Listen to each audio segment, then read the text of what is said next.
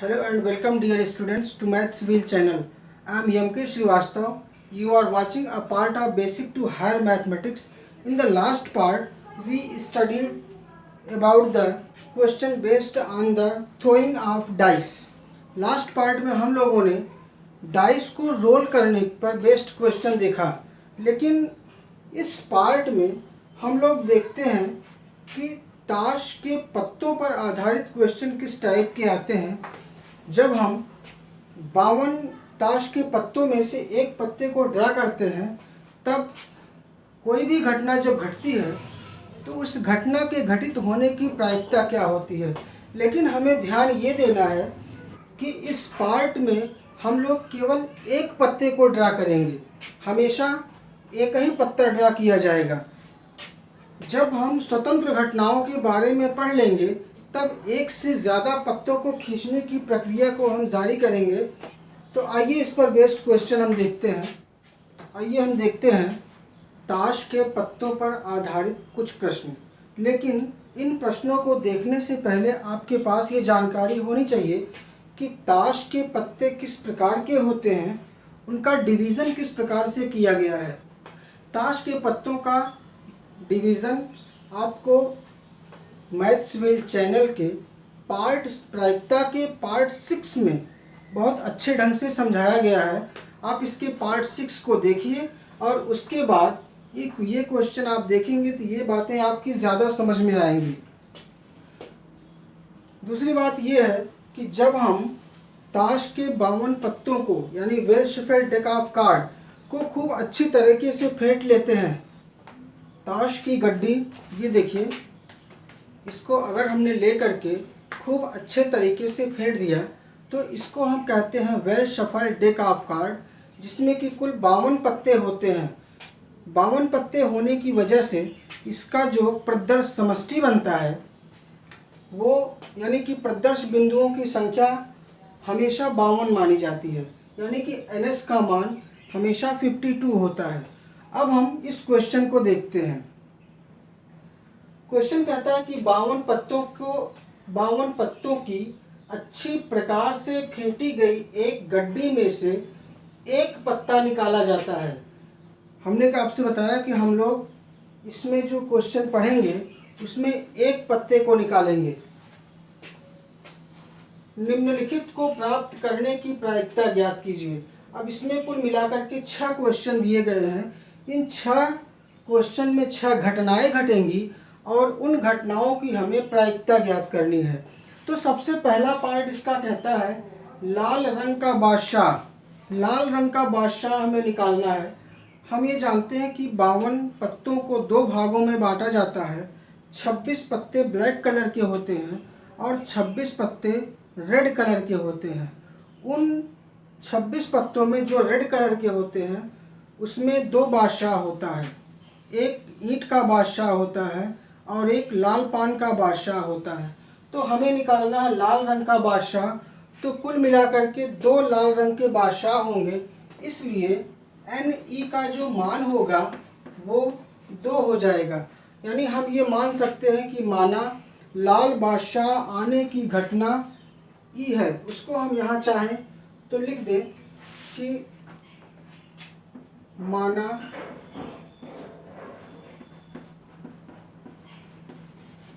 हम लिख सकते हैं कि माना लाल बादशाह आने की घटना E है, इसलिए NE का जो मान होगा वो 2 होगा।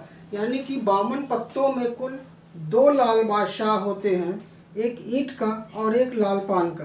तो इसलिए NE का मान 2 हो जाएगा। ये एक E क्या शो करता है? E शो करता है कि लाल पान का बादशाह, वो लाल कलर का बादशाह। इसलिए अब हम निकालेंगे लाल बादशाह आने की प्रायिकता। PE का मान वो होगा NE अपान NS, और जब इसमें हम वैल्यूज पुटअप करेंगे NE का मान 2 अपान NS का मान 52, सॉल्व करने पर ये हमें देगा 1/26।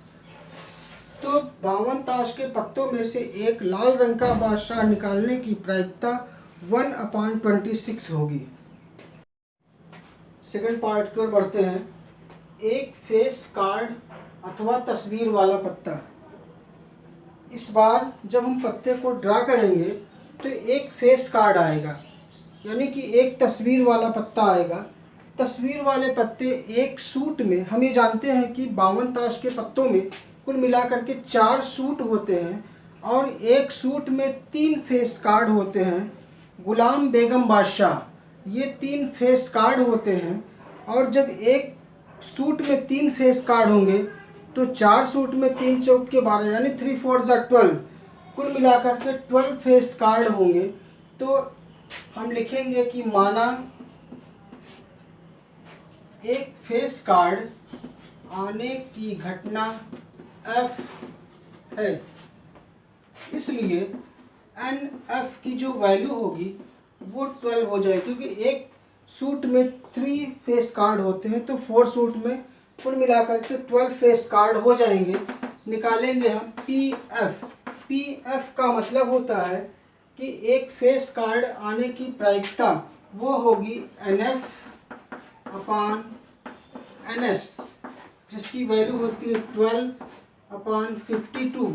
12 माने NF की वैल्यू, NS की वैल्यू 52, जो कि यहाँ पहले से लिखी हुई है।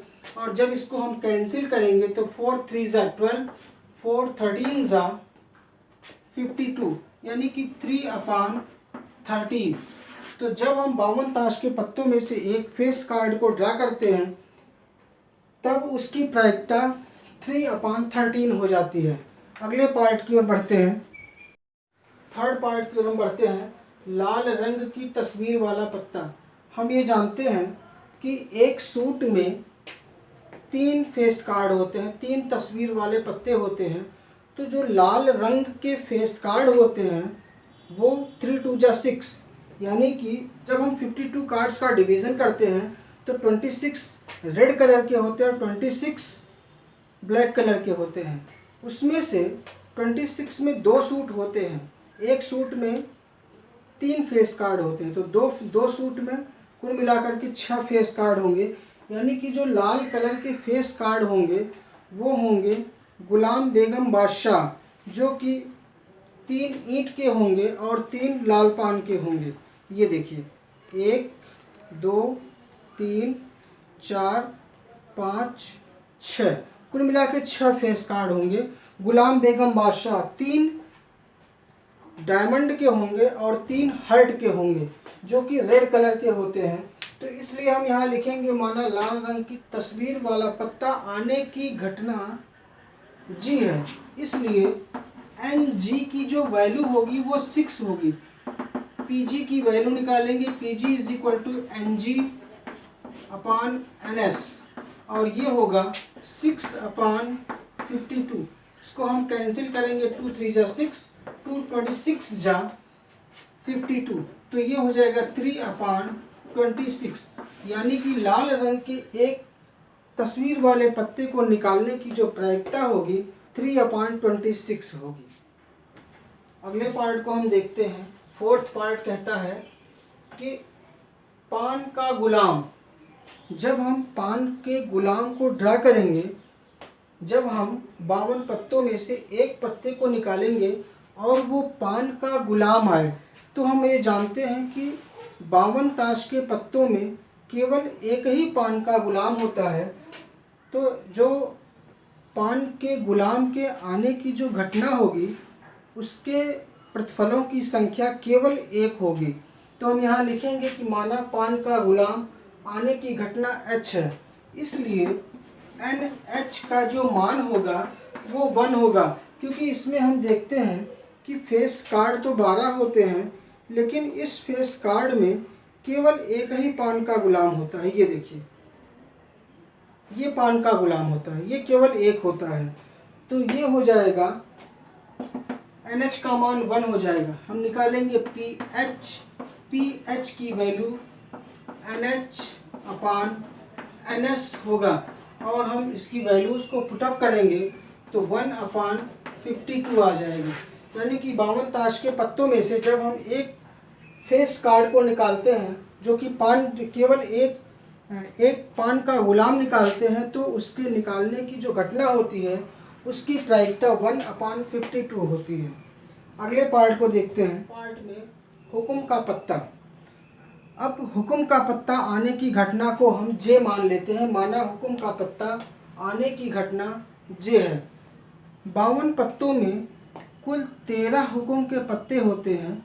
ज़्यादा क्लियरिटी के लिए आप मैथ्स व्हील चैनल के प्रायिकता के पार्ट 6 को देखिए, तो बातें ज़्यादा आपकी समझ में आ जाएगी।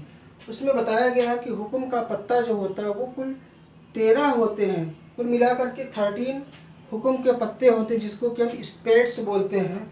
तो एन जे की जो वैल्यू होगी वो 13 हो जाएगी।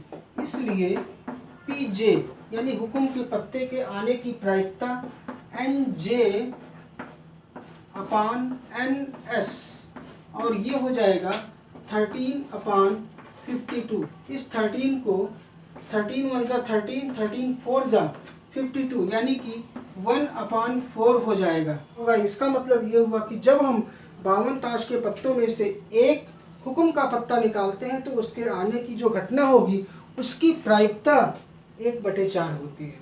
इसके लास्ट पार्ट को हम देखते हैं कि एक ईंट के बेगम आने की घटना की प्रायिकता हमें बतानी है। हम ये जानते हैं कि 52 ताश के पत्तों में केवल एक ही ईंट की बेगम होती है, लेकिन उससे पहले हम घटना का नाम दे देते हैं कि माना एक ईंट की बेगम आने की घटना के है। इसलिए एन के का जो मान होगा वो 1 होगा। क्यों? क्योंकि केवल एक ही ईंट की बेगम होती है। पत्तों की जानकारी आपको होनी चाहिए। अगर कार्ड्स की जानकारी नहीं होगी तो आपको ज़्यादा कन्फ्यूज़न होगा। इसलिए हम निकालते हैं पीके। पीके की वैल्यू एन के अपान एन एस, और ये हो जाएगा 1/52, जो कि हमारा रिक्वायर्ड आंसर होगा। तो इस तरीके से पहले क्वेश्चन को हमने सॉल्व किया, जो कि पूर्ण रूप से कार्ड्स पर बेस्ड था। अब हम अगले क्वेश्चन की ओर बढ़ते हैं। एक अगले क्वेश्चन को हम देखते हैं। ताश के 5 पत्तों ईंट का दहला, गुलाम, बेगम, बादशाह और इक्का को पलट करके अच्छी प्रकार से फेंटा जाता है। फिर इनमें से यादृच्छिक एक पत्ता निकाला जाता है। कह रहे हैं कि 5 पत्तों को ले लिया जाता है। वे 5 पत्ते कौन कौन से? ईंट का दहला, गुलाम, बेगम, बादशाह और इक्का। ईंट के 5 पत्ते लिए गए हैं, जो कि हैं दहला, गुलाम, बेगम, बादशाह, इक्का। ये 5 पत्ते हमने ले लिया। अब इन 5 पत्तों को ले करके हमने इनको अच्छी तरीके से फेंट दिया। अब ये सोचिए कि इसमें से हमें केवल एक पत्ता निकालना है। तो एक पत्ता हम कितने तरीके से निकाल सकते हैं? देखिए, 1 तरीका, 2 तरीका, 3 तरीका, 4 तरीका, 5 तरीका। एक पत्ते को हम कुल 5 तरीके से निकाल सकते हैं। इसीलिए जो NS बनेगा, NS का मान 5 हो जाएगा। लेकिन अब ये कह रहे हैं कि इसमें से फिर यादृच्छिक एक पत्ता निकाला जाता है। इसकी क्या प्रायिकता होगी कि यह पत्ता बेगम है। अब हमने इच्छा किया कि वो बेगम आ जाए, तो हम ये लिखेंगे कि माना बेगम आने की घटना ई है। इसलिए एन ई का मान क्या होगा? अब सोचिए कि इन 5 पत्तों में कितने बेगम हैं। इन्होंने खुद बताया है कि इन 5 पत्तों में केवल एक ही बेगम है। इसलिए एन ई का मान 1 हो जाएगा। अब हम निकालेंगे इसकी प्रायिकता। P E is equal to N E upon N S, और ये हो जाएगा 1/NE की वैल्यू 1 और NS की वैल्यू हो जाएगी 5। तो हम देखते हैं कि 5 पत्तों में से एक पत्ता निकालने की प्रायिकता 1/5 हुई अगर वो पत्ता बेगम का हो। अब ये दूसरे पार्ट में कहते हैं कि यदि बेगम निकल आती है। इन 5 पत्तों में से बेगम को हमने निकाल दिया। अब जब बेगम को निकाल दिया तो ये पत्ते कितने बचेंगे? 4 पत्ते बचेंगे। इसलिए अगर हम इस पत्ते से कोई घटना निकालते हैं तो NS की वैल्यू 4 हो जाएगी। और ये कह रहे हैं कि बेगम निकल आती तो इसे अलग रख दिया जाता। हमने इसको अलग रख दिया। इसकी क्या प्रायिकता है कि दूसरा निकाला गया पत्ता एक इक्का है। तो 5 पत्तों में से बेगम को निकाल दिया गया। बेगम को निकाल देने के बाद केवल 4 पत्ते बचेंगे, इसलिए NS की वैल्यू 4 हो जाएगी।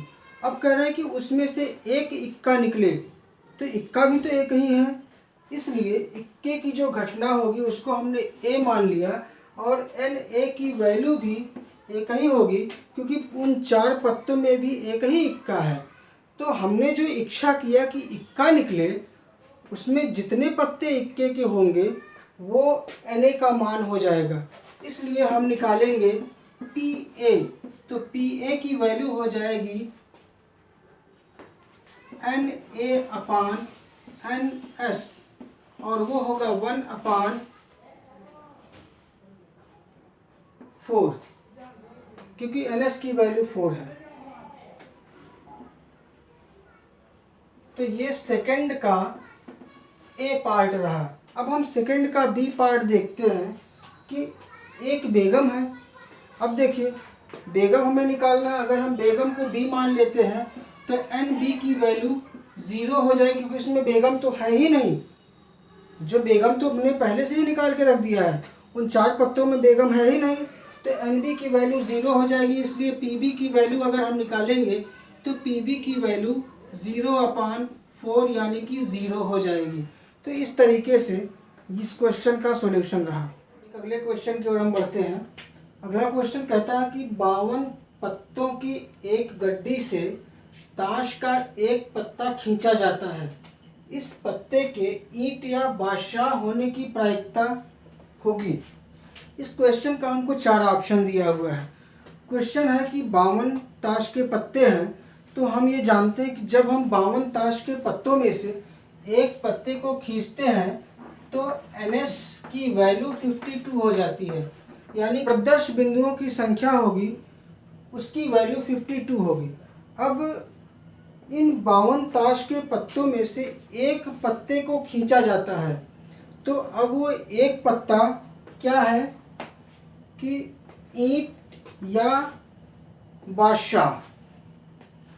तो हम ये मानेंगे कि माना ईंट या बादशाह होने की घटना ई है। हमने ये मान लिया कि जब हम एक पत्ते को खींचते हैं तो वो ईंट आएगा या बादशाह आएगा। इस घटना को हमने ई नाम दे दिया। अब सोचिए कि जो ईंट का पत्ता होता है, ईंट के पत्तों की संख्या कुल मिलाकर के 13 होती है। 13 ईंट के पत्ते होते हैं और 4 बादशाह होते हैं। तो एक बादशाह तो इसमें आ गया, बाकी 3 बादशाह बचे। हम जानते हैं कि 52 ताश के पत्तों में 13 ईंट के पत्ते होते हैं और 4 बादशाह होते हैं। तो एक बादशाह तो ईंट का हो गया, बाकी 3 बादशाह और बचेंगे। तो NE की जो वैल्यू होगी वो क्या हो जाएगी कि 13 + 3 = 16, या हम ये कह सकते हैं कि कुल मिलाकर के 13 पत्ते ईंट के हो गए और 4 बादशाह हो गए, और एक बादशाह इसमें पहले से आ चुका है, तो हम उसको माइनस कर देंगे, यानी कि 13 + 4 17, और एक सब्ट्रैक्ट कर देंगे तो 16 हो जाएगा। इसका मतलब ये हुआ कि अगर हम कहना चाहते हैं कि ईंट का पत्ता निकले या बादशाह निकले, तो 13 ईंट के पत्ते होंगे और 3 अलग के बादशाह होंगे, तो 13 + 3 16 हो जाएगा। इसलिए हम निकालेंगे PE। तो PE = NE/NS, और इसकी वैल्यूज़ को रखेंगे तो 16/52, 4 4 16, 4 13। तो इसका आंसर हो जाएगा 4/13। इसका मतलब ये हुआ कि जब हम ताश के 52 पत्तों में से एक पत्ते को खींचेंगे और वो पत्ता ईंट का हो या बादशाह हो, तो इस बात की प्रायिकता 4/13 होगी। तो इस तरीके से हमारा बी ऑप्शन सही हो जाएगा। ये बी ऑप्शन इसका सही होगा। एक अगले क्वेश्चन की ओर हम बढ़ते हैं। अगला क्वेश्चन कहता है, अगले ताश के 52 पत्तों में से एक पत्ता यादृच्छा निकाला जाता है। ताश के 52 पत्ते हैं अगर, तो सीधे सीधे हम कहेंगे कि NS की वैल्यू 52 हो जाएगी। NS का मान 52 हो जाएगा। प्रत्यक्ष बिंदुओं की संख्या 52 होगी। ये बात आपको बताई गई है कि जब हम 52 ताश के पत्तों में से एक पत्ते को खींचेंगे तो प्रत्यक्ष बिंदुओं की संख्या 52 होती है। ये कन्फर्म है। फिर ये कहता है कि एक पत्ता यादृच्छा निकाला जाता है। प्रायिकता ज्ञात कीजिए कि वह पत्ता इक्का है परंतु हुक्म का नहीं है। देखिए जरा सा कि हम ये मान लेते हैं कि माना इक्का परंतु हुक्म का नहीं, इक्का परंतु हुक्म का नहीं। ये हम इसको कामाज में करते हैं हमेशा।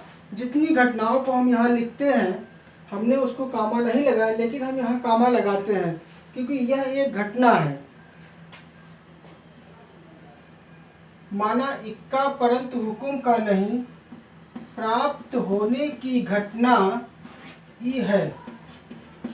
हमने ये कंसीडर कर लिया कि माना इक्का लेकिन हुक्म का ना हो, ऐसी घटना आने की जो घटना है, ऐसे पत्ते आने की जो घटना है वो ई है। अब ये कह रहे हैं कि इक्का हो तो 4 इक्का होता है, लेकिन हुक्म का ना हो, एक माइनस हो गया। भाई 4 इक्के होते हैं, एक ईंट का होता है, एक लाल पान का होता है, एक ईंट का होता है, एक हुक्म का होता है। 4 इक्के होते हैं, लेकिन 4 में से कह रहे हैं हुक्म का ना हो तो 3 ही बचा ना। तो इसका मतलब ये हुआ कि NE की जो वैल्यू हो गई वो 3 हो गई। और जब आपको NE और NS मिल गया तो आप निकाल सकते हैं PE। PE is equal to NE upon NS। और आप यहाँ क्या लिखेंगे 3/52। यानी कि जब हम 52 पत्तों में से एक पत्ते को खींचेंगे तो वह पत्ता इक्का होगा लेकिन हुक्म का नहीं होगा। ऐसी घटना आने की प्रायिकता 3/52 होगी। और एक विशेष बात यहाँ ध्यान देने की ये भी है कि अगर हम जल्दी में हैं, सेंटेंस को नहीं समझ पाते हैं, तो हम यहाँ लिख सकते हैं कि माना, ये अगर हम नहीं समझ पाते हैं तो हम लिख सकते हैं कि माना आवश्यक पत्ता प्राप्त होने की घटना ई है। ऐसे भी हम लिख के अपना काम चला सकते हैं। अगला क्वेश्चन कहता है, ताश की गड्डी से यादृच्छा एक इक्का खींचने की प्रायिकता ज्ञात कीजिए। ताश की गड्डी है तो सीधी सी बात है कि जब हम इसका सॉल्यूशन लिखेंगे तो इसमें NS की वैल्यू 52 हो जाएगी, क्योंकि हम ये जानते हैं कि जब हम प्रायिकता निकालते हैं तो सबसे पहला स्टेप होता है प्रदर्श समष्टि, जो कि हम नहीं बना सकते हैं। दूसरा स्टेप होता है NS, तो NS की वैल्यू 52 हो जाती है। अब ये कह रहे हैं कि एक इक्का खींचना है तो हम यहाँ लिखेंगे कि माना एक इक्का प्राप्त होने की घटना, एक इक्का प्राप्त होने की घटना ई है। एक इक्का को हम कामास में क्लोज्ड कर देते क्योंकि यही घटना है। हमने इसको ई मान लिया तो हम यहाँ लिखेंगे NE। NE की वैल्यू क्या होगी? चूँकि 52 ताश के पत्तों में से हमें निकालना तो एक ही इक्का है, लेकिन कुल इक्के होते कितने हैं? 4। तो इसलिए NE की वैल्यू 4 हो जाएगी,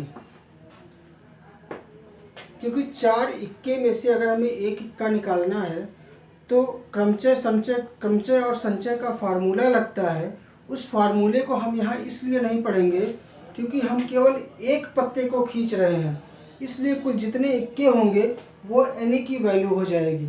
अब हम निकालते हैं PE।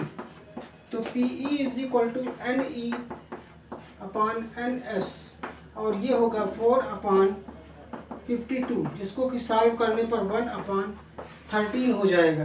तो 52 ताश के पत्तों में से एक इक्का प्राप्त होने की प्रायिकता 1/13 होगी। हम भले एक इक्का निकालेंगे लेकिन जो घटना होगी वो 4 होगी, क्योंकि इक्का जो निकलेगा वो 4 में से निकलेगा।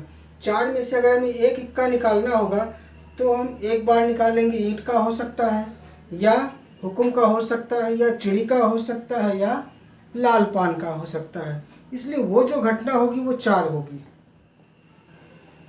एक अगले क्वेश्चन की ओर हम बढ़ते हैं। अब हम जो इस क्वेश्चन को लेने वाले हैं, ये क्वेश्चन ताश के पत्ते पर बेस्ड नहीं है। ये बहुत ही इम्पोर्टेंट क्वेश्चन है जो कि टीजीटी में पूछा गया है। टीजीटी 2013 में पूछा गया है। बहुत ही इम्पोर्टेंट क्वेश्चन है, ये अक्सर पूछा जाता है। कभी कभी शुक्रवार करके पूछता है, कभी कभी शनिवार, कभी रविवार, इस तरीके से पूछता है। किसी अधिवर्ष में 53 शुक्रवार होने की प्रायिकता होगी।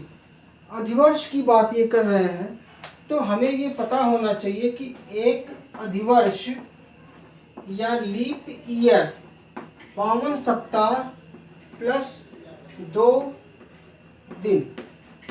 तो ये तो फिक्स हो गया कि 366 दिन में या एक लीप ईयर में 52 सप्ताह होंगे, तो 52 हर दिन, सोमवार भी 52 बार पड़ेगा, मंगलवार भी 52 बार पड़ेगा, बुधवार, बृहस्पतिवार, शुक्रवार, शनिवार, रविवार, हर दिन 52 बार तो हर दिन पड़ेगा। लेकिन बाकी जो 2 दिन बचेंगे, वो 2 दिन कौन कौन सा हो सकता है? हो सकता है कि वो 2 दिन मंडे ट्यूसडे पड़ जाए, या हो सकता है ट्यूसडे वेंसडे पड़ जाए, या हो सकता है वेंसडे थर्सडे पड़ जाए, या हो सकता है थर्सडे फ्राइडे पड़ जाए। इस टाइप से ये जो 2 दिन है, ये 2 दिन कैसे कैसे बन सकते हैं, पहले हम उसको डिस्कस कर लेते हैं। क्योंकि 52 सप्ताह हैं तो 52 शुक्रवार तो हो गया। 53वां शुक्रवार होगा, 53rd फ्राइडे होगा, उसके आने की क्या प्रायिकता होगी वो हमें निकालना है। तो 52 तो फिक्स हो गया। बाकी जो 2 दिन बचा, वो 2 दिन, उस 2 दिन में कौन कौन से दिन हो सकते हैं ये हमको देखना है। सोमवार, मंगलवार, बुधवार, इस तरीके से ये है। लास्ट में रविवार, सोमवार है। इसमें हम देखते हैं कि इस 2 दिन, ये जो 2 दिन बचा, ये 2 दिन कुल कितने तरीके से घट सकता है। 1, 2, 3, 4, 5, 6, 7, यानी कि जो NS की वैल्यू हो गई वो 7 हो गई। अब इसमें हमें ये देखना है कि जो शुक्रवार है वो कितने ग्रुप में आ रहा है। इस पहले ग्रुप में तो शुक्रवार नहीं आ रहा है, इस दूसरे में तो शुक्रवार नहीं आ रहा है, इस तीसरे में तो शुक्रवार नहीं आ रहा है, इस चौथे ग्रुप में शुक्रवार आ रहा है तो 1 बार हुआ, इस 5वें ग्रुप में भी शुक्रवार आ रहा है तो 2 बार हुआ। यानी शुक्रवार आने की जो घटना है वो 2 ग्रुप में आ रहा है। इसमें तो नहीं आ रहा है, इसमें भी नहीं आ रहा है। तो शुक्रवार आने की जो घटना NE है वो 2 हो गई। हम लिख सकते हैं कि माना शुक्रवार आने की घटना E है, इसलिए PE is equal to NE upon NS, और ये हो जाएगा 2/7। यानी कि एक लीप ईयर में 53 शुक्रवार आने की घटना की प्रायिकता 2/7 होगी। इसी तरीके से अगर हम लीप ईयर की बात करेंगे तो कोई भी दिन होगा, उसके आने की जो प्रायिकता होगी वो 2/7 होगी। अगला क्वेश्चन कहता है, एक साधारण वर्ष में 53 सोमवार होने की प्रायिकता ज्ञात कीजिए। तो साधारण वर्ष है,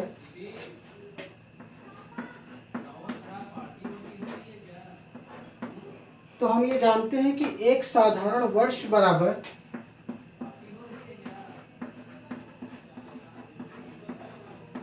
365 दिन होते हैं। यानी कि एक साधारण वर्ष में 365 दिन होते हैं, और ये 365 दिन सप्ताह में डिवाइड होता है। तो हम सबसे पहले इस 365 दिन को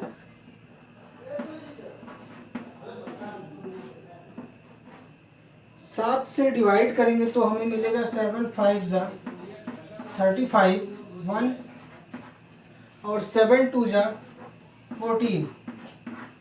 यानी कि 52 सप्ताह और एक दिन बचेगा। तो जब 52 सप्ताह है तो 52 सप्ताह है तो पिछले क्वेश्चन की तरह 52 सोमवार तो होना ज़रूरी है। 53वां सोमवार के लिए एक दिन बचता है और ये एक दिन क्या क्या हो सकता है। एक दिन सोमवार भी हो सकता है, मंगलवार भी हो सकता है, बुधवार भी हो सकता है, गुरुवार, शुक्रवार, शनिवार या रविवार। वो एक दिन कोई भी दिन हो सकता है। तो कुल घटनाएं कितनी घट रही हैं? 1 2 3 4 5 6 7। तो जो NS की वैल्यू होगी वो 7 होगी और NE की जो वैल्यू होगी वो NE की वैल्यू केवल 1 होगी। क्यों?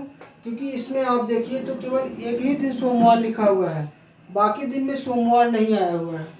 तो इसलिए हम निकालेंगे PE is equal to NE upon NS या इक्वल टू 1/7। NE की वैल्यू 1 और NS की वैल्यू 7। तो साधारण वर्ष में 53 सोमवार होने की प्रायिकता 1/7 होगी। एक दूसरे टॉपिक को हम देखते हैं कि अनुकूल संयोगानुपात और प्रतिकूल संयोगानुपात क्या होते हैं। इसको हम लोग पहले पढ़ भी चुके हैं। अगर कोई घटना m प्रकार से घटित होती है और n प्रकार से घटित नहीं होती है तो उसका जो अनुकूल संयोगानुपात होता है वो m/n होता है। लेकिन अगर कोई घटना m प्रकार से घटित होती है और n प्रकार से घटित नहीं होती है तब उसका अनुकूल संयोगानुपात m/n होता है। लेकिन उसी घटना का जो प्रतिकूल संयोगानुपात होता है वो n/m होता है और उसी घटना के घटित होने की प्रायिकता m/m+n होती है और न घटित होने की प्रायिकता n/m+n होती है। तो इसकी जानकारी हम लोग पहले ही ले चुके हैं। इस पार्ट में हम देखते हैं कि संयोगानुपात पर आधारित कुछ प्रश्नों को कैसे हल किया जाता है। तो इस पर बेस्ड एक क्वेश्चन देखते हैं। किसी घटना के अनुकूल संयोगानुपात 4:5 है। अनुकूल संयोगानुपात का मतलब होता है कि आपको m/n की वैल्यू दिया है, यानी m/n आपको दिया है 4/5।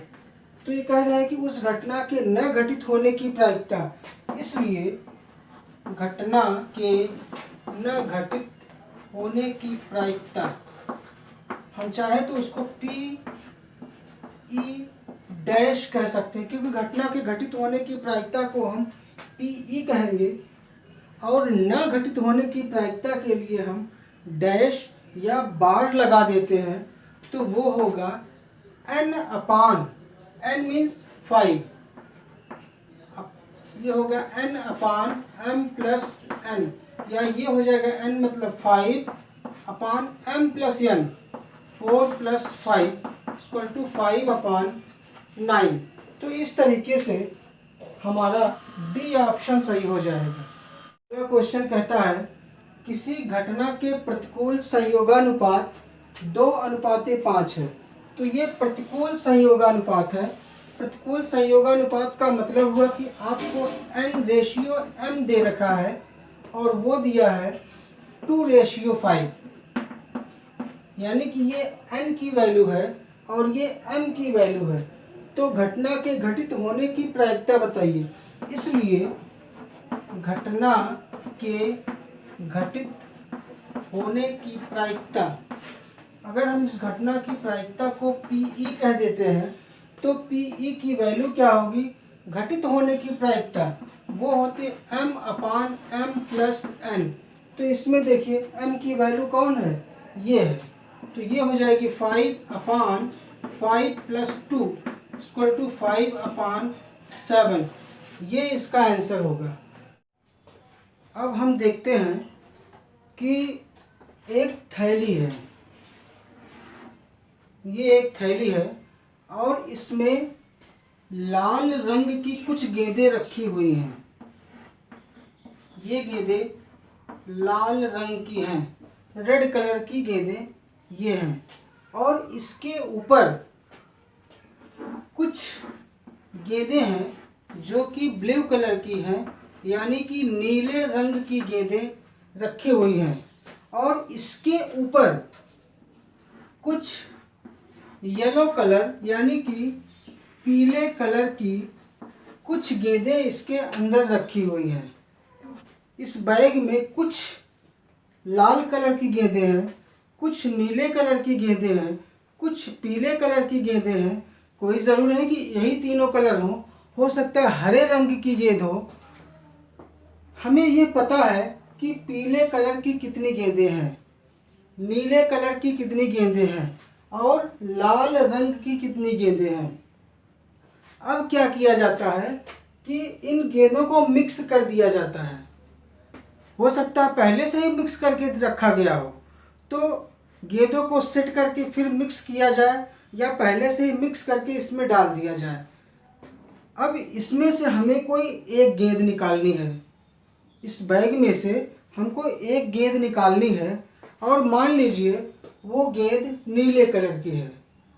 हमें नीले कलर की गेंद को निकालना है।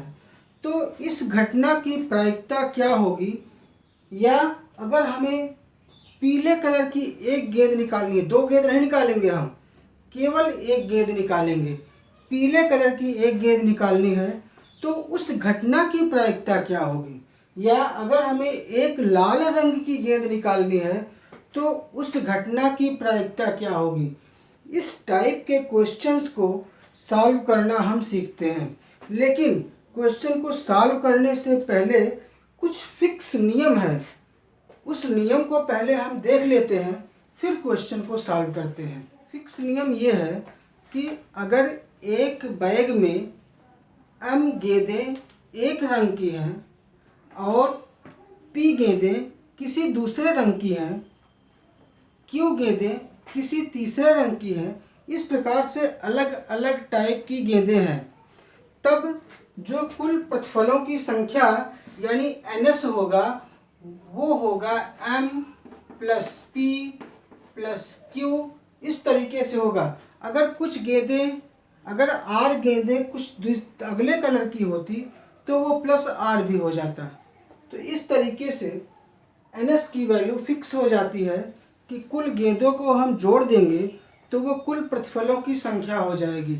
और जो घटना होगी, अगर हमें लाल रंग की गेंद निकालनी है तो NE का मान लाल रंग के गेंदों की संख्या हो जाएगी। अगर पीले रंग की गेंद निकालनी होगी तो NE का मान पीले रंग की गेंदों की संख्या हो जाएगी। तो इस तरीके से हम NS और NE का मान निकाल लेंगे, और फिर उस रंग के गेंद की प्रायिकता निकालने के लिए हम NE/NS का प्रयोग कर देते हैं। तो इस पर बेस्ड एक क्वेश्चन आइए हम देखते हैं। यदि एक थैले में 3 लाल और 5 काली गेंदें हैं। अभी हमने आपको बताया कि थैले पर बेस्ड क्वेश्चन हम देखेंगे। थैला एक होगा, उसमें अलग अलग रंग की गेंदें होंगी, तो उस थैले में 3 लाल और 5 काली गेंदें हैं। तो एक लाल गेंद निकालने की प्रायिकता ज्ञात कीजिए।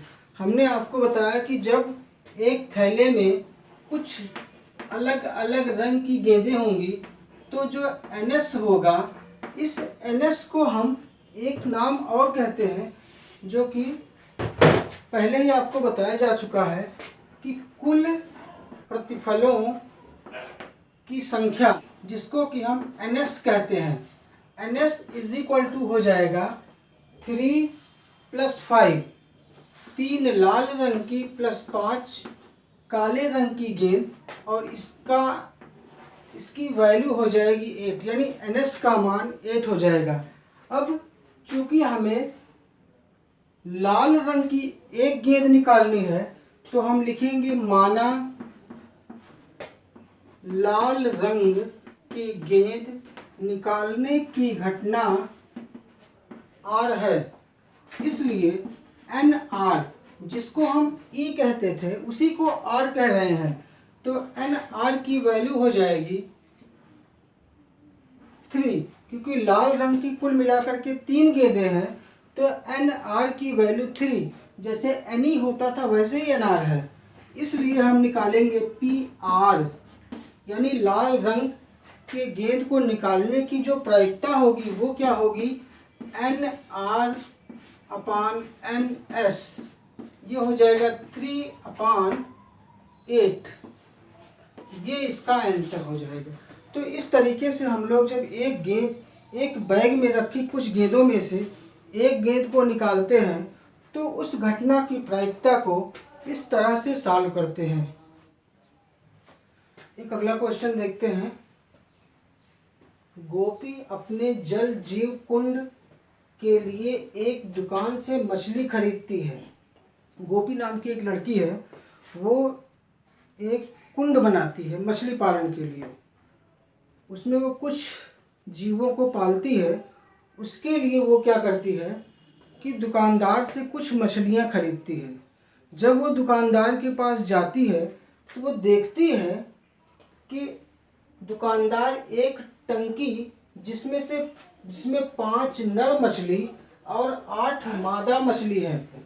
तो हम ये जानते हैं कि जो ये NS होगा, उस NS का मान कुल मछलियों की संख्या, जैसे लाल रंग की गेंद, पीले रंग की गेंद, नीले रंग की गेंद सबको जोड़ देते थे, वैसे नर मछलियों की संख्या प्लस मादा मछलियों की संख्या वो हो जाएगी 5 + 8 और ये हो जाएगा 13। फिर हम निकालते हैं n, हम ये लिखेंगे कि माना, चूँकि हमें उसमें से एक मछली उसे देने के लिए निकालती है, इसकी क्या प्रायिकता है कि निकाली गई मछली नर मछली है, तो माना नर मछली निकालने की घटना ई है, इसलिए एन ई का जो मान होगा, जो नर मछलियां हैं, चूँकि वो नर मछली निकालता है तो एन ई का मान नर मछलियों की संख्या हो जाएगी और वो है 5, तो एन ई की वैल्यू 5 हो जाएगी। इसलिए हम निकालेंगे पी ई का मान, वो होगा N E upon N S और ये हो जाएगा 5/13, जो कि हमारा रिक्वायर्ड आंसर होगा। तो इस तरीके से हम लोगों ने कुछ क्वेश्चंस को देखा। नेक्स्ट पार्ट में इसी पर आधारित, गेंदों पर आधारित हम लोग कुछ और क्वेश्चंस को देखेंगे। तो इस वीडियो को आप इत्मीनान से देखिए, सारी बातें आपकी समझ में आ जाएंगी।